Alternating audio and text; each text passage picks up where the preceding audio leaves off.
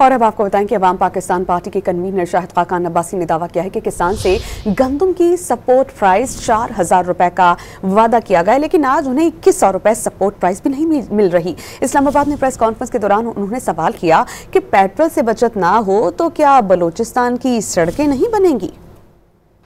آج حالت یہ ہے کہ کسان جو ہے وہ 2,100 روپے پر اپنی گندم فروخت کرنے کے لیے پریشان ہے۔